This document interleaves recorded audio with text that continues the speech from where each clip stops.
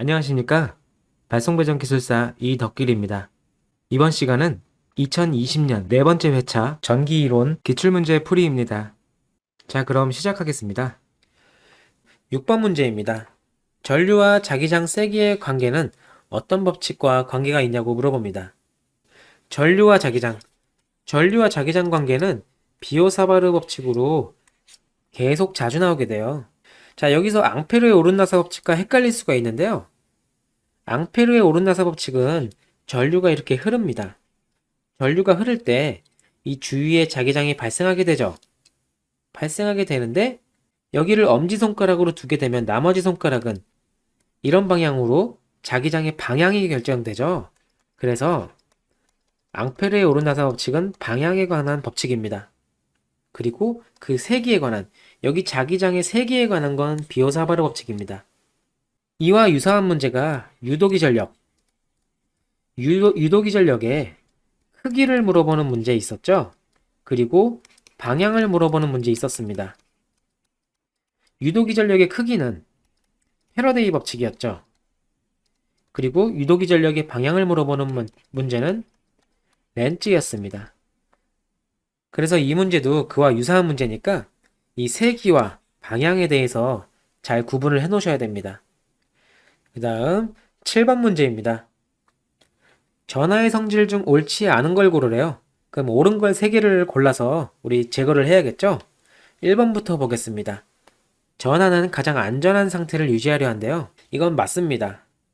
만약에 여기 양전하가 있고 여기 궤도를 음전하가 이렇게 공전하고 있죠. 근데 약간 벗어났어요. 약간 벗어났는데 안전한 상태를 유지하려 하니까 다시 이렇게 궤도로 돌아오게 됩니다. 그래서 이렇게 회전을 하게 되는데요. 뭐 이런 상태로도 볼 수 있고, 만약에 대전체를 가까이 댔어요. 여긴 대전되지 않은 물체를 여기다가 대전체를 가까이 댔는데 여기 마이너스가 이렇게 모여요. 그 다음에 다시 떼어냅니다. 그렇게 되면은 다시 안전한 상태로 돌아가게 됩니다. 다시 원래 상태로 돌아가게 되죠. 그래서 맞는 말입니다. 두 번째 보겠습니다. 같은 종류의 전압끼리는 흡인한대요. 그리고 다른 종류의 전압끼리는 반발한다고 합니다. 한번 볼까요? 여기 같은 종류의 전하가 있습니다. 같은 종류의 자석이라고 볼 수도 있어요. 똑같은 말입니다. 같은 종류의 자석끼리 됐을 때는 서로 밀어내죠. 플러스 전하도 마찬가지입니다. 서로 밀어내게 됩니다. 같은 전하끼리. 근데 여기서 문제에서는 흡인한다 그랬죠? 빨아당기지는 않아요. 서로 밀어냅니다. 다른 종류의 전압끼리는 반발한다. 다른 종류를 한번 볼까요? N극과 S극이 있는데 서로 당기죠. 서로 당기게 되는데 여기서는 반발한다고 합니다. 여기 양전하와 음전하도 마찬가지예요. 서로 당기게 되는데 여긴 반발한다고 하니까 틀린 말입니다. 그래서 2번이 틀린 말이죠. 그리고 3번. 낙뢰는 번개 있죠? 번개를 낙뢰라고 합니다. 이 낙뢰는 구름과 지면 사이 모인 전기가 한꺼번에 방전되는 현상이래요. 이 구름이 있어요. 이 구름이 있는데 여기 전하가 아니면 잔뜩 이렇게 모입니다. 여기 대지가 있고요. 이 전하가 너무 모이다 보니까 이제 한 번에 방전이 되는 거예요. 방전이 되게 되면은 여기 전하들은 모조리 이제 대지로 오게 되죠. 그래서 맞는 말입니다. 네 번째, 대전체의 영향으로 비대전체에 전기가 유도된다. 이 그림에서요. 제가 여기 대전되지 않은 물체가 있었는데 이 플러스 대전체에 가까이 이렇게 댔더니 마이너스 전기가 이렇게 모였죠. 그래서 전기가 유도된다. 맞는 말입니다. 그래서 2번이 틀린 말이죠. 8번 문제입니다. 자, 이 문제는 이 탄소 피막 저항기에 대한 설명인데요. 이거를 다 외우고 다닐 수가 없잖아요. 그래서 기출 문제를 보시고 이런 설명이 탄소 피막 저항기구나 이런 게 있다 하고 그냥 넘어가시면 됩니다. 이 저항기에 대해서 공부하신다고 앞으로 넘어가셔서 이 저항기 하나하나에 대해서 다 외우고 그러면 안 됩니다.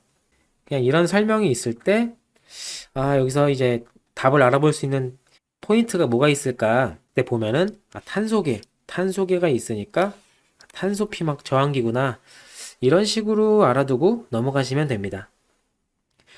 9번 문제입니다. 정전 용량이 두 개가 있대요. 이때 직렬로 접속하고 싶답니다. 그때 합성 정전 용량이 몇인지 물어보네요. 두 개의 커패시턴스가 있어요. 두 개의 커패시턴스가 있는데, 병렬이 아니죠? 직렬이네요. 여기 C1과 C2가 있는데, C1은 120 마이크로파라드, C2는 30 마이크로파라드입니다. 이때 합성해서 하나의 등가 커패시터로 만들면 어떻게 되냐? 궁금하대요. 커패시턴스 접속에서 이 커패시턴스와 저항은 서로 반대로 계산하면 된다 그랬죠? 무슨 말이냐면은 커패시턴스의 직렬은 저항의 병렬 계산처럼, 그리고 커패시턴스의 병렬 접속은 저항의 직렬 접속으로 계산하는 거죠. 그래서 커패시턴스가 이렇게 직렬로 접속돼 있죠? 그럴 때는 저항의 병렬처럼 계산하는 겁니다. 그러면 우리 저항의 병렬은 합분의 곱 공식으로 구했었죠? 그래서 C1과 C2, C1과 C2를 합분의 곱 공식으로 구하게 되면은 120 플러스 30분의 120 곱하기 30을 하게 되면은 답은 24가 나오게 됩니다. 답이 2번이죠? 10번 문제입니다. 이 10번 문제 같은 경우에는 이 과목 전기기기 문제입니다. 그래서 여기 잘못 들어가 있는 것 같아서 이 문제는 넘어가도록 하겠습니다. 11번 문제입니다. 두 개의 코일을 서로 근접시켰대요.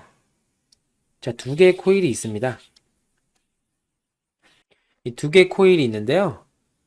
이 한쪽 코일의 전류가 변화했대요. 여기다가 전류가 변화한다는 것은 이 교류 전압을 가해서 이 교류 전류가 흐르는 거죠. 이때 전류가 변화하면은 이 코일에 기전력이 유기되는 현상이래요. 여기 유도 기전력이 이 전압계를 접속하면은 이 기전력이 유기되는 걸 볼 수 있답니다. 이 기전력이 유기되는 이런 현상이에요. 이런 현상이 무엇이냐고 물어봅니다. 이쪽 왼쪽 코일이 오른쪽 코일에 영향을 주는 거죠. 그래서 답은 상호 유도입니다. 이렇게 옆에 있는 상호적으로 유도를 시켰잖아요. 그래서 상호 유도라고 하고요. 또 예를 들어서 여기 이 코일의 전압으로 여기에 전류가 흘러서 여기 자체에 자기장이 발생해서 자속이 쇄교하는데, 이 자체에서 기전력을 유기시키는 것은 자체 유도라고 하는데, 여기 반대편 거 다른 코일의 기전력을 유기시키는 것은 상호 유도라고 합니다. 12번 문제입니다. 자, 계산 문제죠? 주어진 조건 위에 기호를 써보도록 하겠습니다. 어떤 전지에 5A 전류 I가 흘렀대요.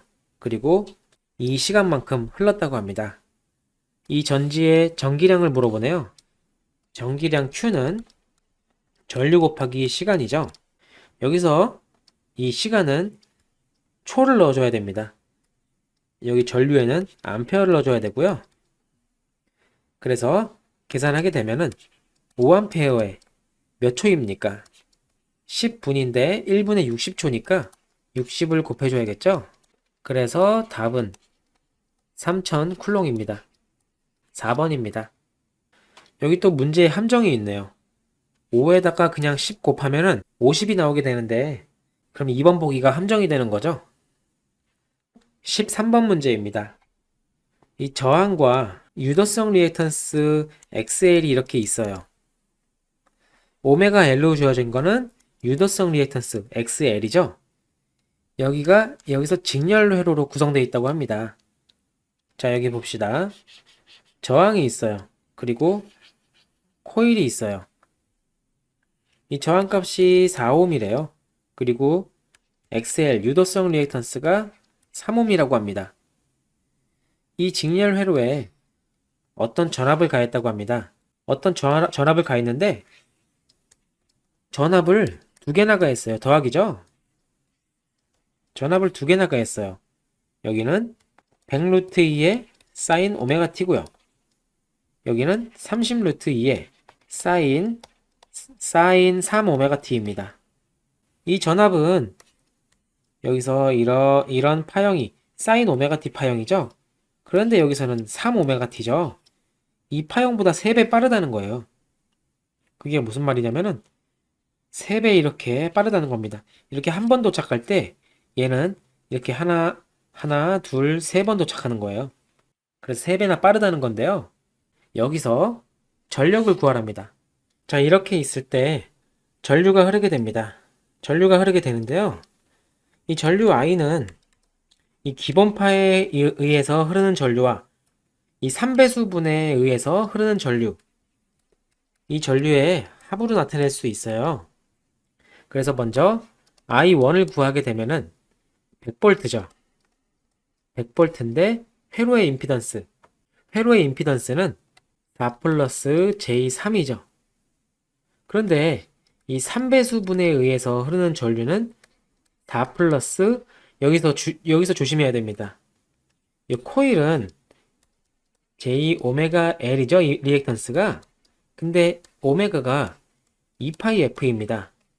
2파이 F인데 이 회로의 전원 주파수에 의해서 유도성 리액턴스가 변화하게 되죠. 근데 3배가 빠르다 그랬어요. 그래서 주파수가 3배가 빠르게 되는 겁니다. 그렇게 3배가 빠르게 되면은 이 리액턴스 값보다 3배가 커지게 되죠. 그래서 J9가 됩니다. 여기서. 그래서 회로 전압은 여기서 30V고요. 그렇게 계산하게 되면은 여기서는 20A가 나오고요. 여기서는 3.05A가 나오게 됩니다. 그래서 이제 각각의 전류를 구했어요. 이 각각 전류 성분에 의해서 여기서 소비되는 전력을 구하면 됩니다. 그래서 소비 전력은 이 첫 번째 전류에 의해서 소비되는 전력 더하기 이 두 번째 전류에 의해서 소비되는 전력 이렇게 구하면 되죠. 그러면은 I1 제곱 R 더하기 그 다음에 I3 제곱의 R입니다. 그렇게 구하게 되면은 20제곱에 4ohm이죠. 4 더하기 3.05의 제곱에 4ohm을 해주면은 답은 1637W 3번이 됩니다. 이 문제는 상당히 고난이도 문제입니다. 너무 어렵다고 포기하지 마시고요. 이런 문제는 20개 중에 한두 문제밖에 없으니까 이거 만약에 틀려도 다른 거 맞추면 되니까요. 다음 문제로 넘어가겠습니다. 그 다음 14번 문제입니다. 이렇게 어려운 문제 다음에는 또 이렇게 쉬운 문제를 줍니다. 물질 중에 자유전자가 과잉된 상태입니다. 어떤 물질 중에 이렇게 물질이 있대요. 자유전자는 플러스가 아니고 마이너스죠. 마이너스가 이렇게 많대요. 과잉이 돼 있대요. 그러니까 이제 마이너스로 어떻게 되어 있는 겁니까? 마이너스 음전하로 대전된 상태죠. 그래서 답은 1번입니다. 15번 문제입니다. 다음 그림의 브릿지 회로에서 평형이 되었을 때 CX 이 값을 찾으라는 건데요. 브릿지가 평형이 되었다는 것은 여기 검육에 전류가 안 흐른다는 거예요. 전류가 흐르지 않았을 때는 브릿지에 평형 조건이라는 게 생기는데요. 여기가 1번, 2번, 3번, 4번 회로라고 봤을 때 이 대각선의 곱 길이가 서로 같아야 되는 겁니다. 그러니까 1번 회로 곱하기 4번과 2번 회로 곱하기 3번이 같아야 되는 거죠. 자, 이 회로를 계산하기 위해서 이 회로의 리액턴스를 구해보도록 하겠습니다. 여기는 커패시턴스로 주어졌죠? 그래서 용량성 리액턴스는 J오메가 CS분의 1이 되죠. 그리고 여기서는 J오메가 CX분의 1이 되죠. 이걸 구하게 되면은 1번 회로와 4번 회로를 곱해야 되죠. 그래서 50과 이거를 곱하게 되면은 50 곱하기 J오메가 CS분의 1이 뭐랑 같아야 됩니까? 2번, 3번 회로의 곱으로 같아야 되죠. 그래서 2번 회로 J오메가 CX 분의 1 곱하기 3번 회로 200이죠. 그런데 여기서 CS가 0.1 마이크로패러드로 주어졌어요. 그래서 수식을 이항에서 전개해서 이 CX를 구하게 되면은 0.4 마이크로 파라드가 나옵니다. 근데 우리 보기에서 마이크로 쿨롱으로 다 잘못 표기되어 있죠? 이 브릿지 평형되었을 때 이 CX의 커패시턴스 값이니까 마이크로 파라드 값을 구해야 됩니다. 그래서 답은 4번입니다. 이번 시간은 여기서 마치겠습니다. 감사합니다.